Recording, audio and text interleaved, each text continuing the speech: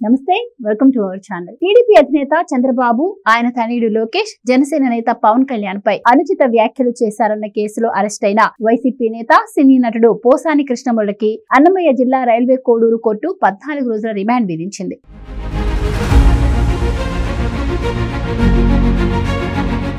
గురువారం రాత్రి 9:30 గంటల నుంచి ఇవాళ ఉదయం 5 గంటల వరకు ఇరు పక్షాల మధ్య సుదీర్ఘంగా వాదనలు కొనసాగాయి. పోసాని తరపున పొన్నవోలు సుధాకర్ రెడ్డి వాదనలు వినిపించారు. బిఎన్ఎస్ చట్టం ప్రకారం పోసానికి 41A నోటీసులు ఇచ్చి బెయిల్ ఇవ్వాలని పొన్నవోలు కోర్టును కోరారు. అందుకు నిరాకరించిన మేజిస్ట్రేట్ 14 రోజుల వరకు రిమాండ్ విధిస్తూ ఆదేశాలు జారీ చేసింది. దీంతో పోసాని మార్చి 12 వరకు రిమాండ్ లో ఉండనున్నారు. పోసాని కృష్ణమురళిని కడప కేంద్ర కారాగారానికి తరలించే అవకాశం ఉంది. అన్నమయ్య జిల్లా ఓబులవారిపల్లె మండలం కోర్లకుంట మాజీ సర్పంచ్, జనసేన నేత జోగినేని మణి ఈ నెల 24న పోసానిపై పోలీసులకు ఫిర్యాదు చేశారు.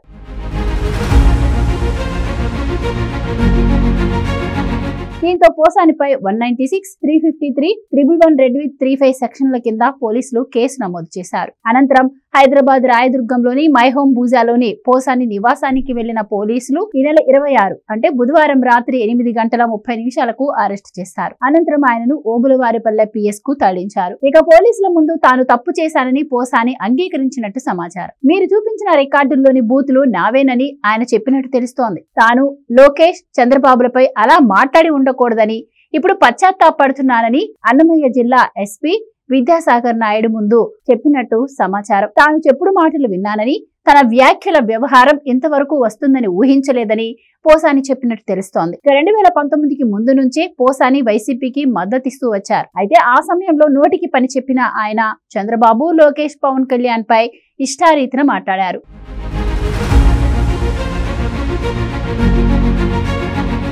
అయితే 2019లో వైసీపీ అధికారంలోకి రావడంతో పోసానికి ఫిల్మ్ డెవలప్మెంట్ కార్పొరేషన్ పదవి కట్టబెట్టింది వైసీపీ. అయితే పదవి వచ్చిన తర్వాత కూడా పోసాని హుందాగా ప్రవర్తించలేదు.